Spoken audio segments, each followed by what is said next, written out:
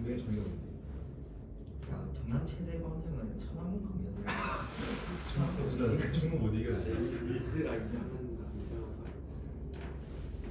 아, 동양 최대 원룸 광장이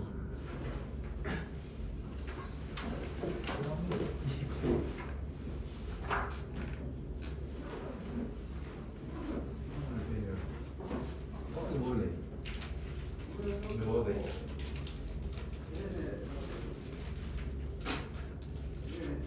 먹어도 좀 아픈데.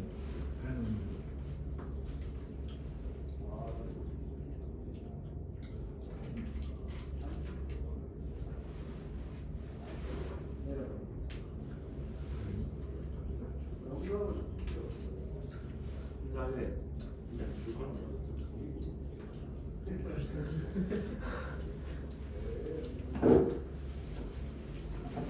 다빈님이 여기 전주할 때 갔어. 왜안 갔지? 하나로 맞춰. 왜? 둘이서 뭐 했는데? 둘이서 뭐 했냐고.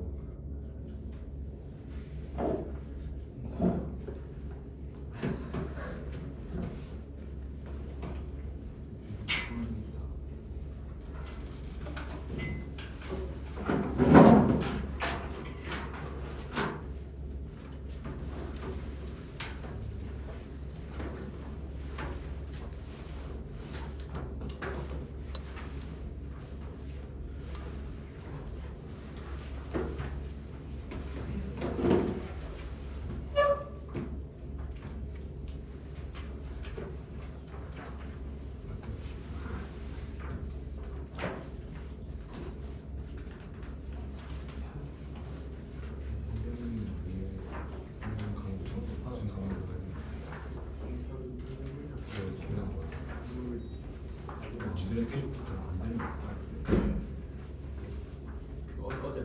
어제 받았니? 한국이 안 되는 거. 어제 받은 거 좀 업그레이드 했어. 어제 받은 거 버려도 돼. 됐어. 속 교재를 매일매일 업그레이드 했어. 그냥 새롭게 되게 좋은 거.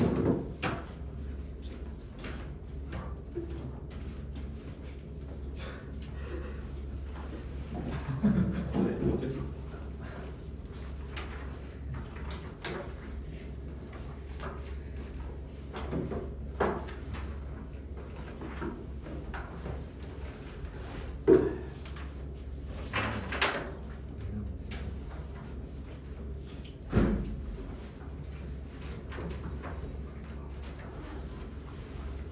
오늘 양자역학을 뺀 현대물리랑 하동의 광학은 간섭 회절 그렇게 집중해서 갈게요. 현대물리하고 특히 광학은 여러분 학교 교재가 좀 표현을 좀 그렇습니다만 교재들이 좀 시시해. 그래서 공식에다 답 넣으면 그 조건값들 넣으면 다 답이 나와서 흥미로운 문제들이 없어. 그래서 좀 여기저기에서 많이 가져와서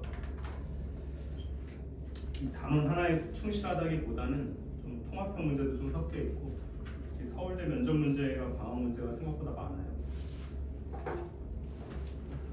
카이스트나 뭐 연세대나 광학 문제 이렇게 적절히 안 내는데 서울대랑 광학 문제들이 좀 있어. 네, 순수한 광학 문제라기보다는 이제 현대물리나 전자기랑 통합해서 내는 경향이 있는데 그 문제를 조금 더 추가를 했고 너무 지겨운 문제들은 그냥 뺐어 교재에서. 공식에 대입하는 게 무슨 의미가 있을까 싶어서 현대물리부터 좀 가볼게요. 3페이지 물질파 이부터 해봅시다.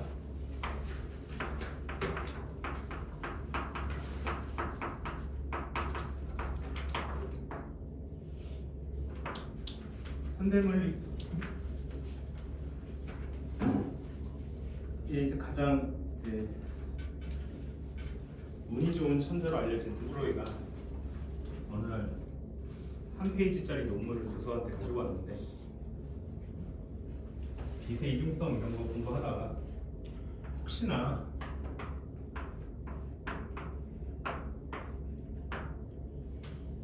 밑도 끝도 없이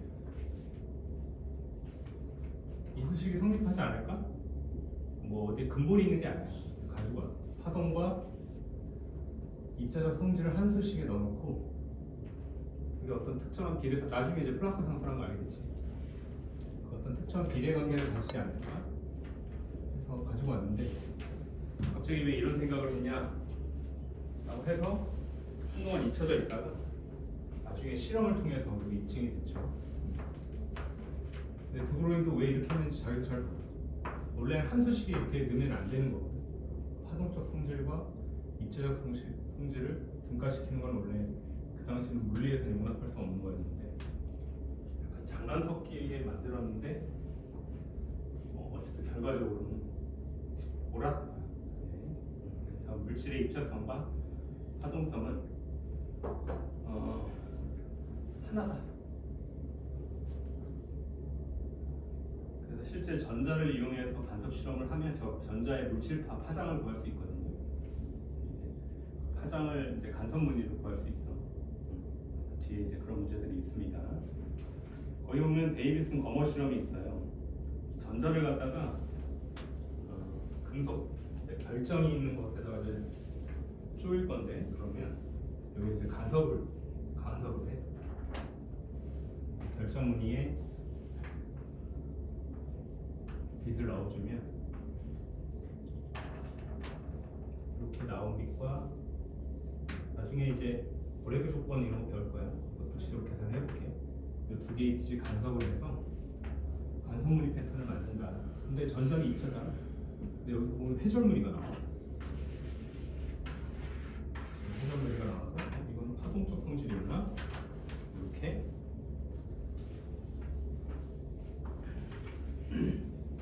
그래서 톰슨의 전자 회절무늬라든가 아니면 특정한 위치에서 더 많이 보강 간섭이 일종의 더 많이 측정되거나 이렇게 하는 것은 이건 파동적 성질이 있다. 전자가 파동이었네. 이렇게 이해를 할 수 있습니다. 넘어갈게요. 4페이지.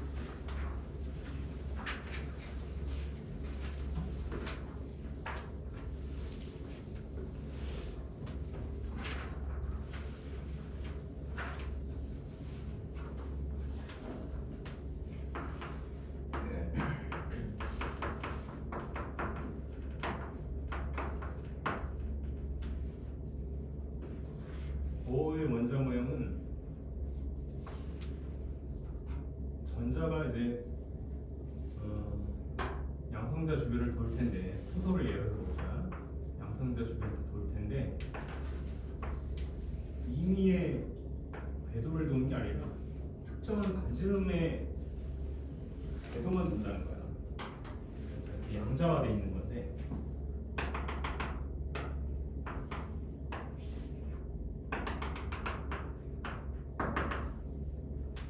우리가 저번 시간에 정상파 배웠잖아. 그런 것처럼 특정한 궤도의 반지름만 가지고 돈다. 그래서 반지름을 임의의 반지름을 RN이라고 놓으면 n번째 궤도 반지름이지.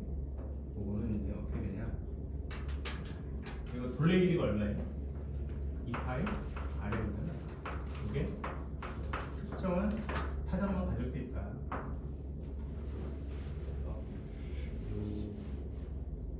전자의 물질파 파장 여기 양자화돼 있다. 이렇게 가설을 세우고 그런 거를 이제 우리가 양자 조건 제1 가설 이렇게 부릅니다. 그래서 특정한 파장만 가질 수 있다. n이 1일 때, n이 2일 때, n이 3일 때 곱해서 파장들을 다 구하면 n이 1일 때는 파장은 2파이 물질파 아까 그 T가 아까 뭐였죠? 람다분의 H였잖아. 이거 갖다 집어넣으면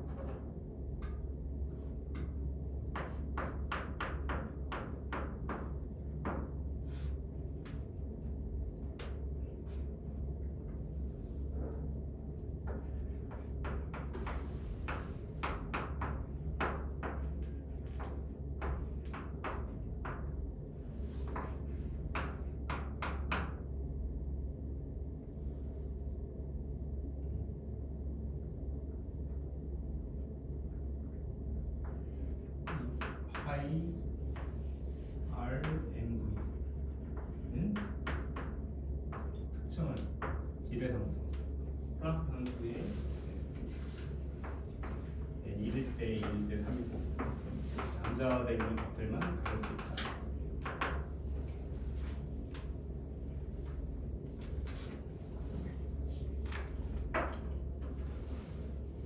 전자기력이 뭐 중력이나 이런 것보다는 압도적으로 셀 테니까 전자기력을 가지고 한번 가질 수 있는 반지름들을 찾아볼게. 이렇게 플룽의 전기력을 놓고 여기 구심력의 역할을 해야죠.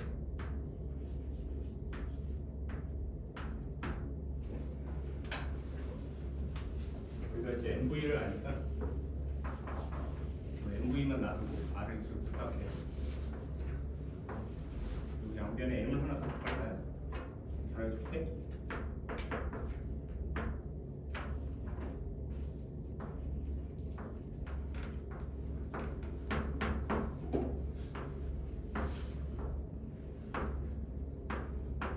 여기 N이라고 자꾸 쓰는 건 이게 특정한 값만 가질 수 있어서 그런 거예요. 양자가 돼 있어서. 그래서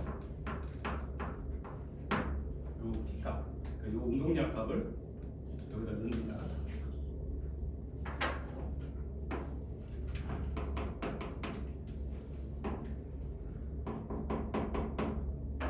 그냥 V가 없앨 수 있지? 그래서 아래는 어떻게 나오냐? 2파이 NH 여기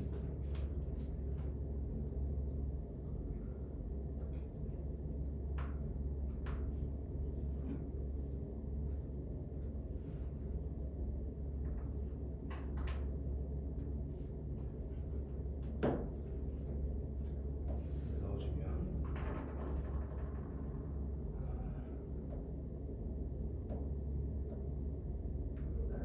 근데 저기 보면은 M 곱해야 P 제곱은 M 제곱 V 제곱은 Rn 분의 K 제곱 N 해줘야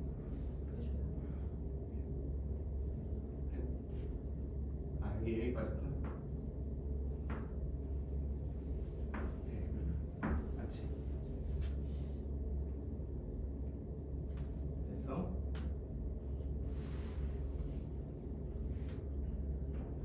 아래는 어때요? 아래는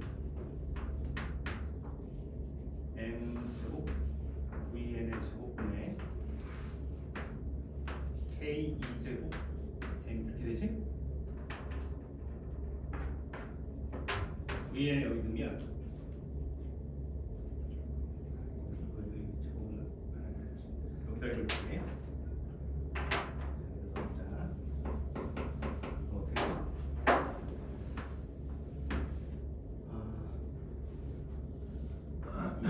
I Rn N H의 제곱 분의 K 2제곱이 이렇게 되죠?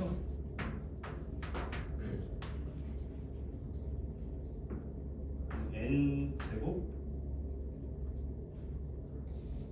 2파이 H를 2파이 H를 HR을 넣어가지고 하라고 할게. 하의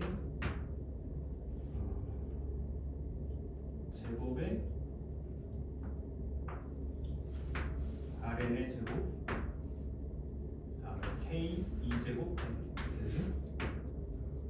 양변에 Rn을 소거하면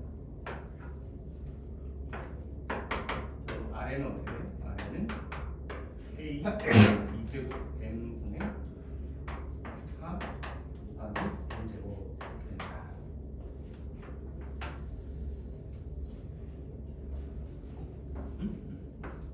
플룸 상수는 4파이 60면 제곱분의 1이니까 이렇게 해도 돼요. N 2제곱 더하기 N제곱 넣기다. 네, 요거를 뭐라고 그래요 여러분? 요거를 만약에 주양자수 N이 1이면 가장 작은 반지름을 가질 텐데 그거를 보호 반지름이라고 해. 가장 작을 때 보호 반지름은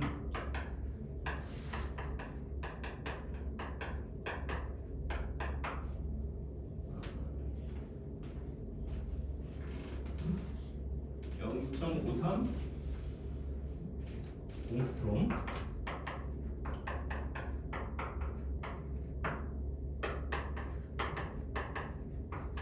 이 정도 사이즈다. 그래서 이 자리 R로 쓰고 n 제곱끼리 한다. 그래서 이렇게 2배, 그다음에 9배, 16배의 거리에 이렇게 나타날 거라고 보호는 생각했는데 얘는 양자역학의 태동이어서 사실은 실제로는 이렇지 않고 실제로는 저기 중성자도 있고 이래가지고 조금 더 복잡한 확률 밀도 함수 형태로 전자가 구름의 형태로 분포해 있고 그러니까 좀 위치를 딱 특정해서 어떤 반점이 꼭 있어야 된다기보다 특정한 대역 구간의 몇 퍼센트의 확률, 그러니까 막 임의로 발견될 수 있는 거야. 근데 확률이 작아서 그런 거지. 특정한 구름의 모양의 형태로, 그리고 제가 이제 보호가 예측했던 그 반지름 대역에서 유독 많이 관찰되긴 하지만 다른 데서도 확률 밀도 함수로서 관찰될 수 있다. 양자역학 자체는 위치 특정이 안 됩니다. 불확정성 원리에 의해서 위치 특정이 안 된다. 이렇게 이해를 해주시면 돼요. 5페이지에 보호 반지름 나오고 있고 뒤에 문제 이제 서울대 문제 풀다가 보호 반지름 얘기가 또 나올 거예요. 기억을 해주시고 이제 에너지 준위의 변화가 있을 때 예를 들어서 주양자 수가 뭐 1에서 2로 갔다, 2에서 3으로 갔다 이렇게 왔다 갔다 할 텐데 그리고 들뜨고 이렇게 차원해질 때 그 격차만큼 에너지가 나와. 그래서 주양자 수 M에서 주양자 수 N으로 에너지 변화가 생겼다. 빼가지고는 이렇게 풀어주시면 돼요. 거기에 해당되는 것만큼 빛이 나와. 빛을 흡수하기도 하고 방출하기도 합니다.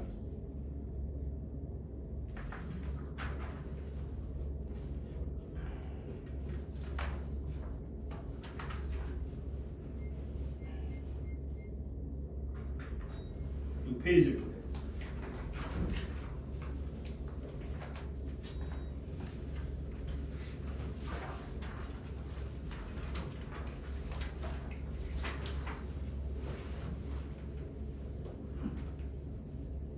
여기 보면 1차원 우물을 포텐셜 우물을 만들고 벽을 무한히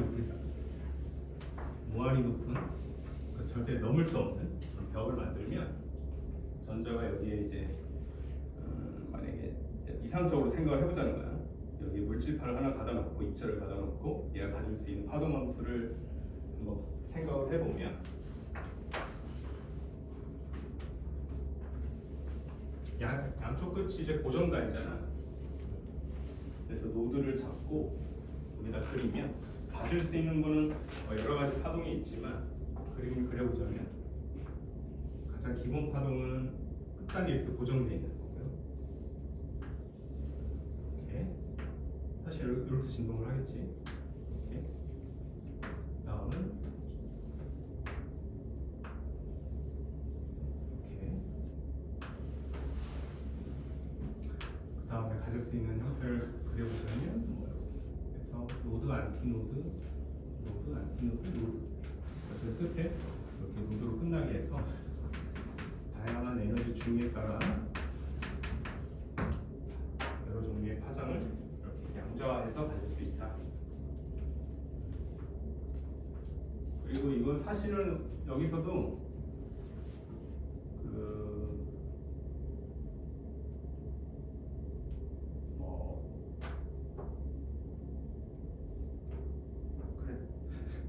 정상파 개념으로 이해해 주시면 되겠습니다. 파동함수를 그 사이를 내가 사인 함수로 놓는다면 앰플리튜드를 A가 놓고 사인 오메가 함수로 놓는다면 KX 진행하지 않고 이게 정상파 스탠딩 웨이브니까 오메가 T를 뺄게. 여기서 변이만 보자. 자, 이렇게 본다면 K 대신에 우리가 뭘 쓸 수 있어? 파수 대신에 이 파이의 파장을 나눌 것만큼 이거예요. 이건 잠시 뒤에 설명할게요. 사인 함수의 형태고 저 사인 함수가 임의의 값을 다 가는 건 아니고 거기 나와 있는 것처럼 이 페이지에 나와 있는 것처럼 특정한 파장과 특정한 파장만 가질 수 있다. 지금 길이가 L짜리인데 정상파 개념을 이용해서 어떤 걸 가질 수 있는 거야? 길이가 L이면 파장으로서 가질 수 있는 거는 2L짜리도 가질 수 있고 아니면 L도 가질 수 있고 아니면 3분의 얼마야? 2L 3분의 2L짜리도 가질 수 있겠지? 그래서 이걸 두 배로 늘려서 이해를 하자면 2의 L을 갈 수 있는 건 이렇게 N 파장 그래서 파장은 N분의 2L 그래서 N 1, 2, 3 이런 식으로 정상과 개념을 써서 표현할 수 있습니다. 여기서 넣어서 P도 구하고 E도 구하고 하면 돼요. 얘를 이제 물질파에 넣어서 두그로이 물질파 공식에 넣으면 P에는 파장분의 상수나 그래서 여기 넣으면 얘를 여기 넣는 거야. 그러면 2L분의 NH 이렇게 운동량을 가질 수 있고 에너지도 마찬가지로 운동 에너지를 만약 구하라고 했다면 2분의 N V제곱 2N분의 T제곱 이렇게 해서 8M L제곱분의 뭐 암기할 필요까지는 없어.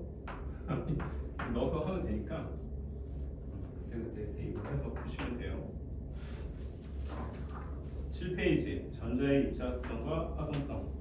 나중에 이제 뒤에 문제 풀 때 전자의 파동성 문제들이 좀 나오는데 간섭도 해. 전자도 물질파의 파장을 갖는다고 우리가 이해를 한다면 이중 슬릿을 통과해서 측정을 하면 간섭무늬 패턴으로 통계적으로 측정 가능하다. 하나하나 개별적으로 측정할 때는 점의 위치로 측정이 되겠지만 그걸 통계적으로 묶어서 보면 하나의 간섭무늬가 나온다. 이게 이제 파동성입니다. 파동성. 또 거기 바람개비 문제 보이는 것처럼 전자를 하나씩 쭉 쏘으면 바람개비가 돌아가는데 얘가 이제 물리적인 충돌도 하니까 이걸 역학적인 충돌을 하니까 입자적 성질도 있다. 이렇게 이해하시면 돼요. 8페이지가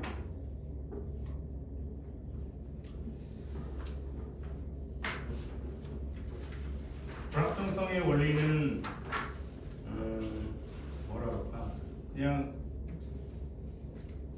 약간 당연시 여겨지는 게 있는 것 같아요. 당연시 여겨지고 뭔가를 정밀하게 측정한다는 거는 불가능하다. 우리가 뭔가를 인지한다는 건 측정하는 건데 되게 측정의 수단으로 빛을 이용하다 보니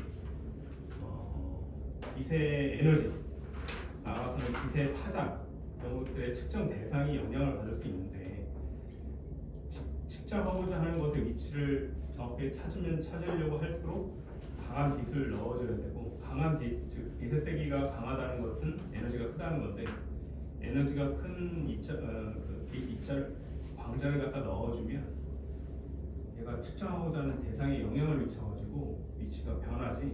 그래서 정확하게 측정하려고 했으나 위치가 더 불안정해지는 게 있어서 그거를 동시에 정밀하게 맞출 수 있는 방법은 없다. 그래서 위치와 운동량, 시간과 에너지 이런 것들은 동시에 다 정밀하게 측정할 수 없다. 그래서 불확정성 원리라고 합니다. 교과 과정은 아닌데 8페이지에 제가 플랑크 길이와 관련된 설명을 가져왔어. 그래서 양자역학적으로 또는 이제 뭐 중력, 상대론적으로 중력의 관점에서도 설명할 수 없는 그런 작은 미시 세계가 있는데 너무 작게 들어가면 그걸 소위 플랑크 길이라고 해요. 그것보다 더 작은 세계는 플랑크 길이보다 더 작은 세계는 너무나 큰 에너지를 필요로 하기 때문에 그 큰 에너지의 빛을 만들어내려면 아주 무거운 또는 아주 큰 에너지를 통해서 만들어낼 수 있고 그걸 실제 양자역학적으로 계산하거나 상대론적으로 계산하면 거의 블랙홀을 갖다가 완전히 다 소모시켜서 빛을 만들어서 넣어야 할 정도로 작은 공간에 큰 질량을 가진 그 에너지를 이용해야 돼. 그건 큰 의미가 없다. 그래서 플랑크 상수보다 더 작아지는 것은 상대론적으로도 무한대의 질량을 다뤄야 되고, 또 불확정성 원리에 따라서 양자적으로도 그런 빛을 만들어내는 것 자체가 불가능하기 때문에 포기한 가장 최소 단위 양자역학과 상대론이 적용되기 힘든 영역을 이제 플랑크 비율이라고 하고요. 스케일만 기억할게요. 10의 만에 3승 5승 스케일이라는 거. 플랑크 상수가 10의 만에 34승 스케일이거든요. 더 작다. 기억을 해주시면 되겠습니다. 9페이지에 빛의 도플러 효과가 있어. 우리가 어제 배웠던 파동, 지금 매질의 영향을 받아서 움직이는 파장은 도플러 효과가 소스와 그러니까 파원과 관측자가 어떻게 움직이냐에 따라서 이제 진동수가 영향을 받아서 이제 도플러 효과를 만드는데, 빛은 매질이 필요하지가 않잖아.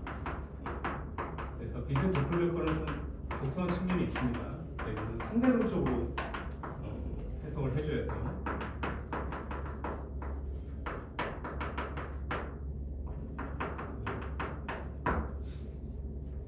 그래서 제가 이거 궁금할까봐 그 뒤에 붙여왔어.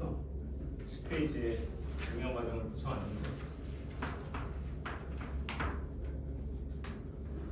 결론만 얘기하면 프리퀀시는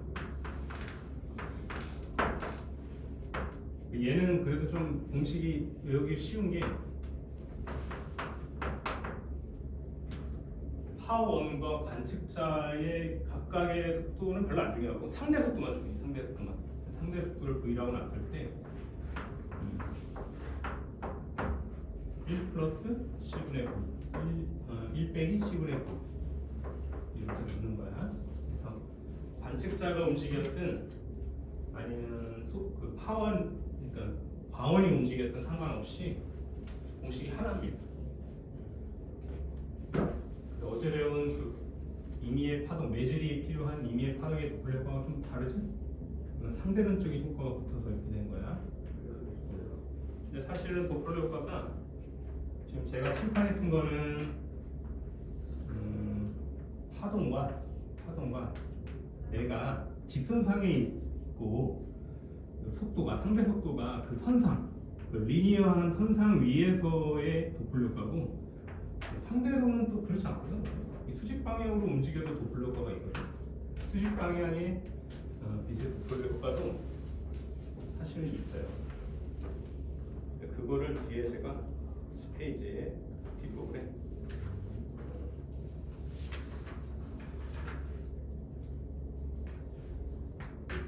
안 넣네.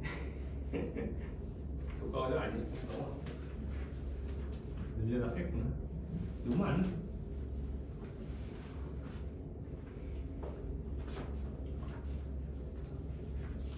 근데 여기에 이제 계산하기 귀찮으니까 근사가 있어요.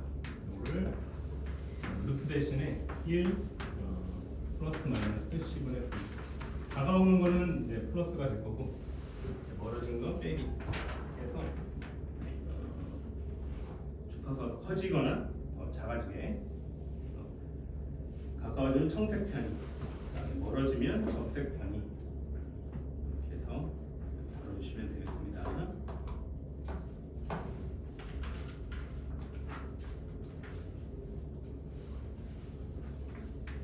문제 한번 풀어볼게요. 12페이지. 여러분 그 파울리 베타울리 알지? 스핀이 이제 두 종류가 있으니까 그 하나의 궤도의 전자를 2개 이상 넣으면 안 돼. 2개 이상 넣으면 안 되고, 기존에 전자가 꽉 차 있으면 꽉 차 있는 궤도에는 이제 다른 전자가 못 들어가는 거야. 그 가능성은 좀 배제하고, 이미 점유되어 있는 궤도는 안 된다. 점유가 되어 있지 않은 궤도로만 전자가 이동할 수 있습니다. 에너지 유닛 잘 가능한 경우를 한번 우리가 풀어보세요.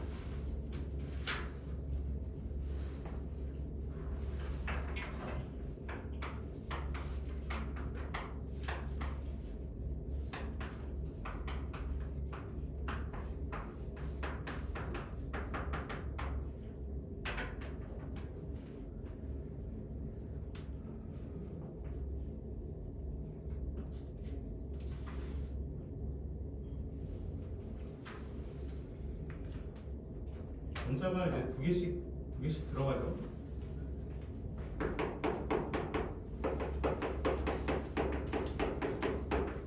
맨 마지막에 11번째 전자는 에너지 준위가 얼마일까? 주행자 세 6인 궤도에 들어가겠지? 첫 번째 궤도는 얼마야? 바닥 상태 0.1. 두 번째는 n제곱 곱하면 2인은 4니까 0.4. 얘는 에너지 준위 3은 0.9, 1.6, 2.5, 3.6 이렇게 되죠.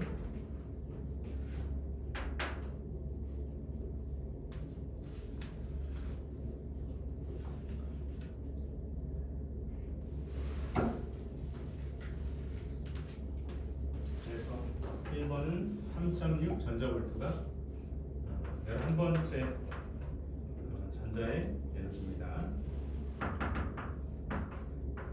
2번을 보니까 특정한 구간에 빛을 넣어줬어. 빛을 어떤 특정한 구간에 빛을 넣어줬냐면 1.0부터 1.5 전자볼트에 해당되는 빛을 넣어줬다.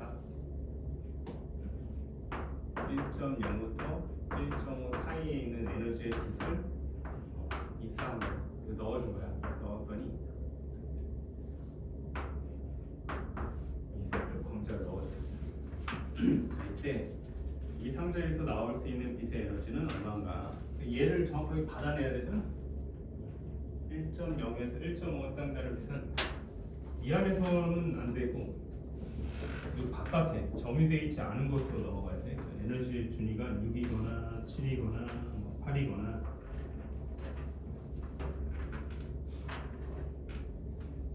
5에서 6으로 갈 때는 에너지가 얼마나 필요해요? 레벨 5에서 레벨 6으로 가려면 1.1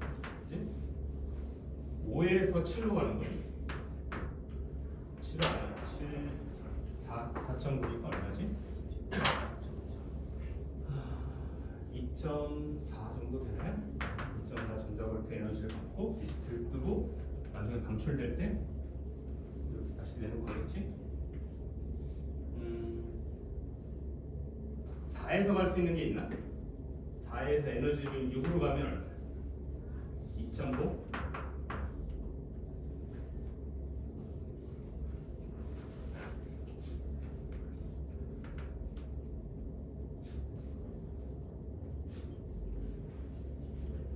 에서 7로 가는 거?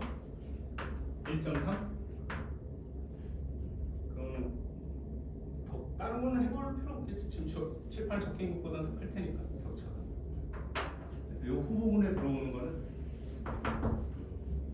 요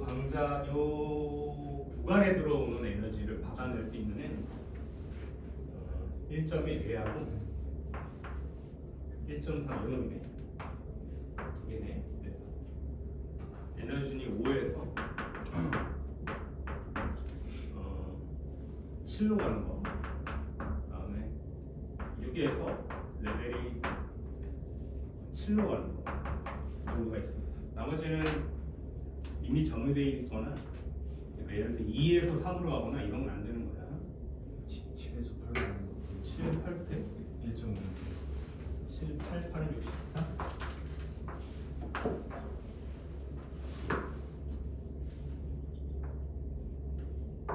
1.5인가요? 1.5?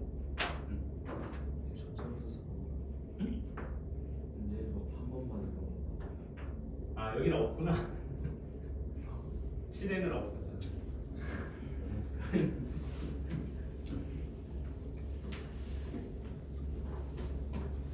이렇게 돼 있고요.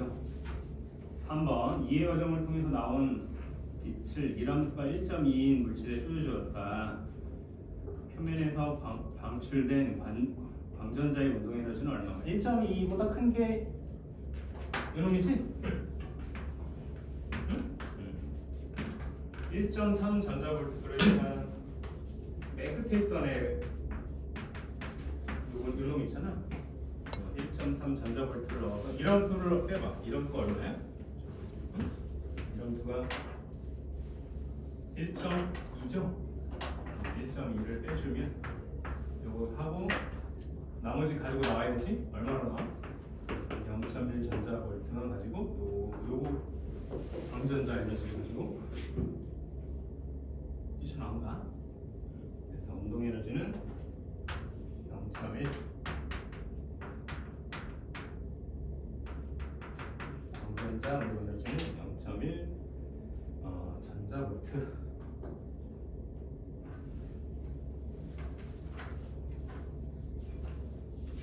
4번 볼게요.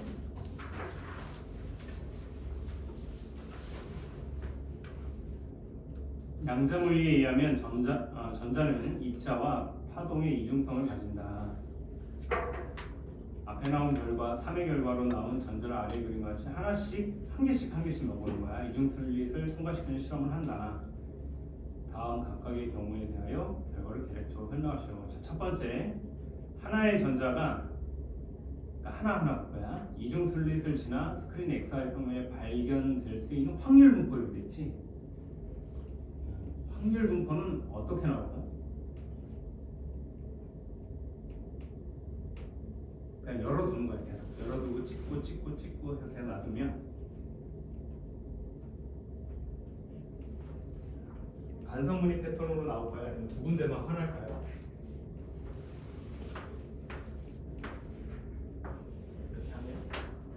전자가 이렇게 들어가고 처음에는 이렇게 나오겠지.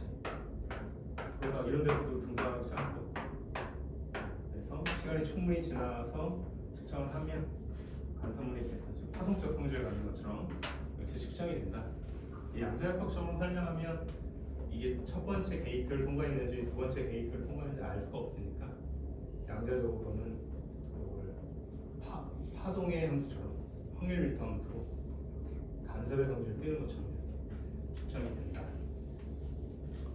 자, 전자 한 개가 스크린에 도달한 후 스크린의 XY 평면에 나타낸 결과 한 개는 그냥 하나의 점의 형태로 찍힙니다. 이러한 식을 무수히 많이 반복하면 이렇게 뭐라고 할까요? 간선무늬 패턴을 볼 수가 있어요. 자,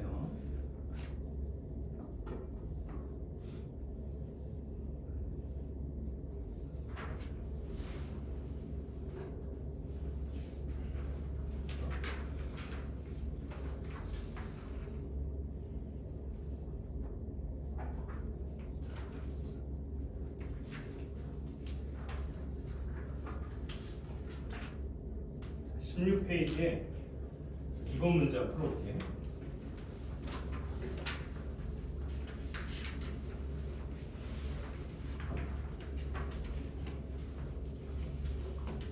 물질파 문제로 16페이지에 2번 문제.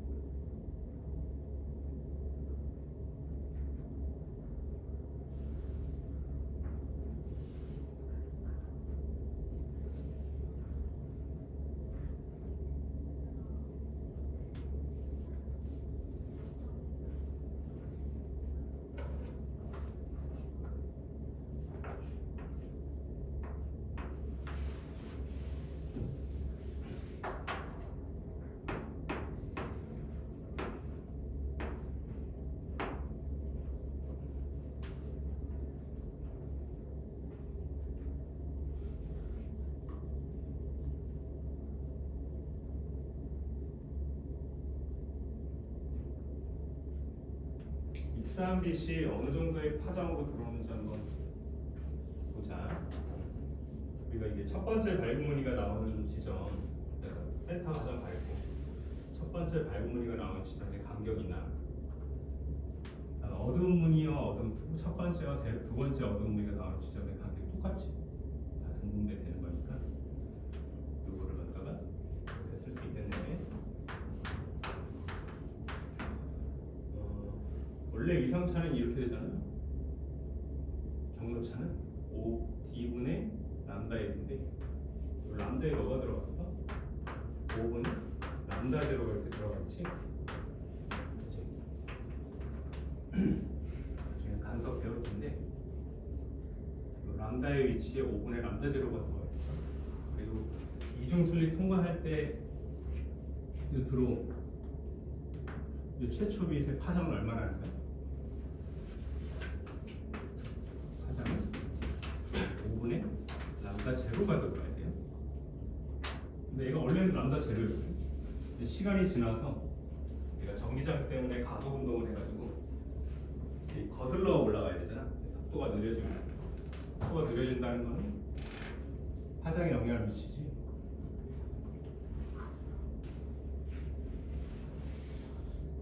그래서 파장이 지금 짧아졌어요. 파장이 짧아졌다는 거는 속도가 몇 배 늘어난 거야? 5배? 속도가 원래보다 5배 늘어났대. 람다가 원래 람다 제로보다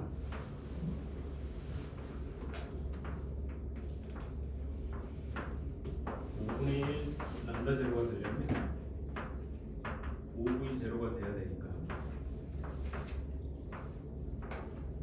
속도가 5배 늘어요. A 지점을 통과할 때의 속도와 슬릿에 도달했을 때의 속도가 이렇게 다른 거야.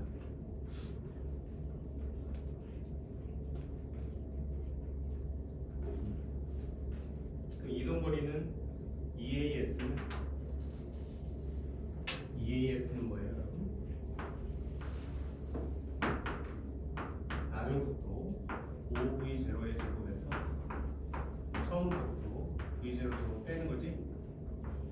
S는 자, 2A분의 1에 4V0의 제곱이니까 알겠죠?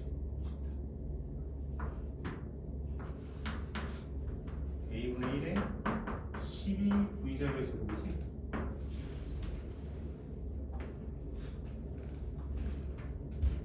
여기 A에서 B까지 갈 때 1초 동안에 람다 제로에서 2람다 제로 됐거든? 여기서 가속도 구할 수 있을까? 첫 번째 이 주어진 A, B 이 좁은 구간에서 1초 동안 일어나는 일을 보면 가속도는 두 개의 속도를 1초 단위 시간으로 나누면 되는데 두 개의 속도 차이를 B에서의 속도와 A의 속도는 각각 어떻게 돼요? B에서의 속도는 어떻게 돼요? V는 m 람다분의 h니까 속도는 어떻게 구할까요? 델타 V인데 m 람다 나중은 2분의 람다. 여기 나중 속도. 처음 속도는 뭐야? 람다 제로. 처음 속도는 람다 제로 이렇게 되고, 나중 속도는 2분의 람다 제로 이렇게 되지. 두 개를 1초 동안 일어나는 거야. 1초 동안 이런 속도 변화가 있으니까 가속도 이렇게 됩니다. 계산을 해주면 m 람다 제로분의 뭐죠? h 이 정도의 가속도를 가지고 전기장의 영향을 받아서 들어온다. x는 어떻게 돼? 가속도를 곱해주면 h분의 m 람다 제곱 12에 나중 속도는 처음 속도는 이거였나?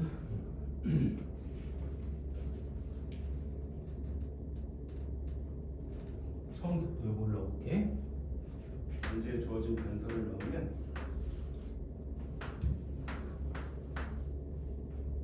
그리고 얘가 움직인 변이 s는 얼마야?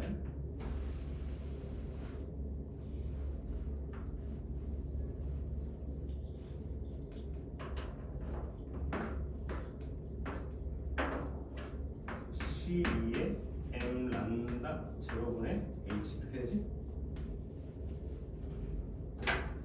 이 정도의 값으로 이동을 한다. 두 번째 문제는 여기서 원래 무늬가 밝은 무늬가 첫 번째 밝은 무늬가 등장하는 게 D분의 뭐야? D분의 람다 1이잖아. 근데 이제 전기장의 세기를 6분의 1로 줄였어.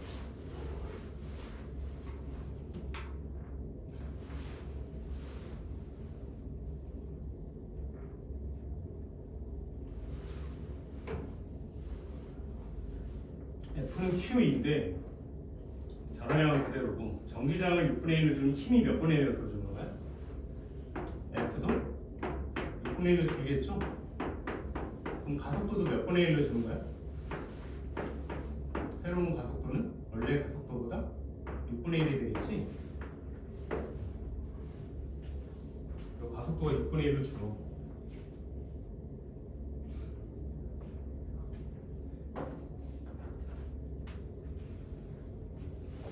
이게 몇 초 동안 일어나는 일입니까? 여러분?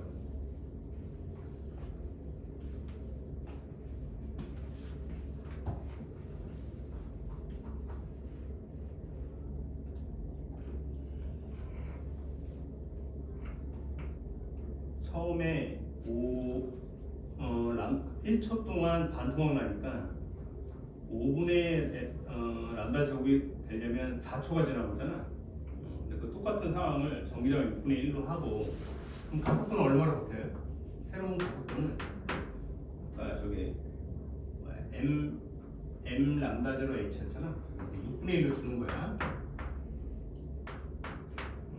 요 새로운 가속도가 이렇게 들어온다. 걸리는 시간은 어떻게 바뀔까? 이동거리를 s라고 놓으면 자, 이동거리 s는 v 제곱 t 더하기 2분의 1 at 제곱 그다음에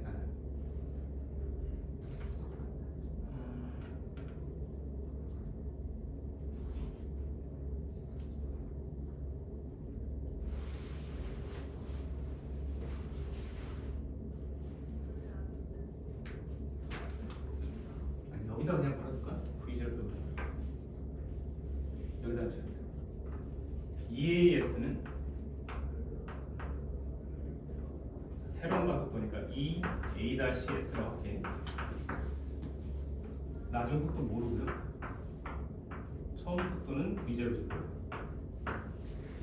자, 2 곱하기 새로운 가속도는 이제 6분의 1로 줄었어. 6분의 1 람다 n 람다 제곱의 h 곱하기 s가 12였나? 12에 m 람다 제로의 h는 나중 속도 빼기 처음 속도 n v0가 얼마였지? v0가 m 람다 제로 h 그렇죠? 제곱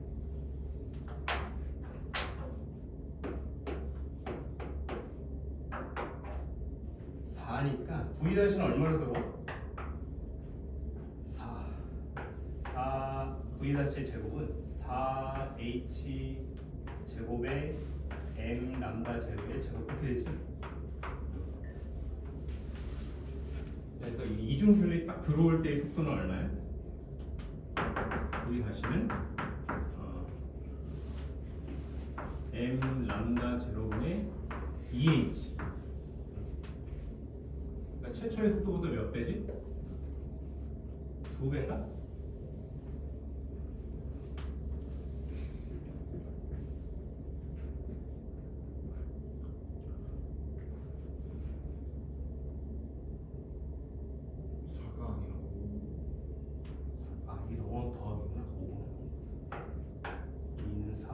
아니다. 루트 5배인가? 어떻게 되죠? 루트 5배? 속도가 루트 5배면 파장은 원래는 얼마였어? 원래 거는 m 람다의 h0였죠. 얘를 그걸로 표현해주면 m 플라파 상수 여기 얼마예요? 루트 5분의 람다 제로 이렇게 되지? 파장이 얼마로 줄어든 거야? 람다 제로에서 루트 5분의 람다 제로로 바뀐 거야.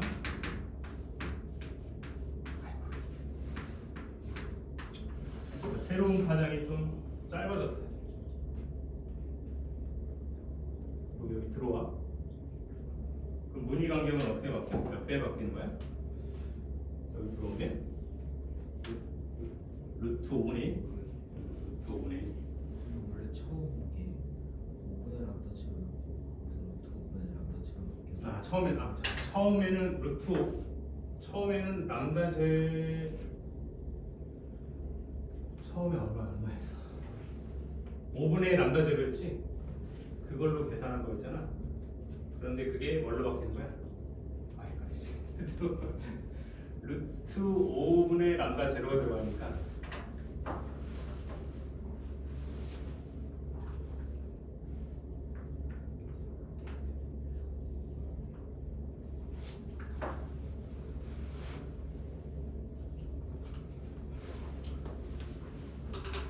람다 제로로 출발을 시켰지만 슬릿을 통과할 때는 처음에는 5분의 1로 들어가나요? 해서 간섭 무늬가 이렇게 나왔어. 근데 두 번째는 람다 제로 출발을 시켰지만 들어갈 때는 루트 5분의 1 람다 제로로 바뀌어서 들어가. 간섭 무늬는 더 촘촘해졌을까? 더 벌어졌을까? 몇 배 된 거야, 이게? 루트 5배인가요? 루트 5배가 돼서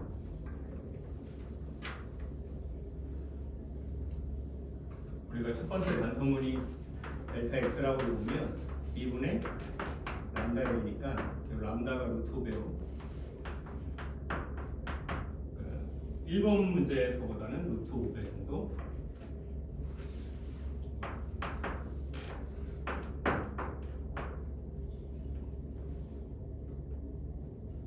일번 문제보다는 루트 5배 정도 커진다.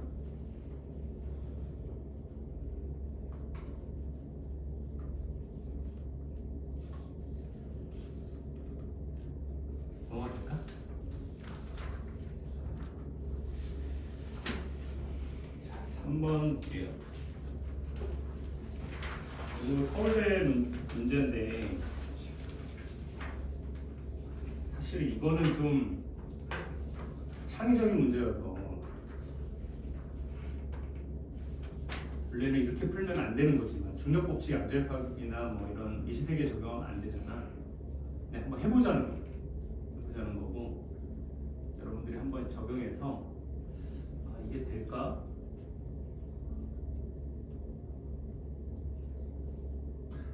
쉬었다 할까요? 잠깐만 진짜.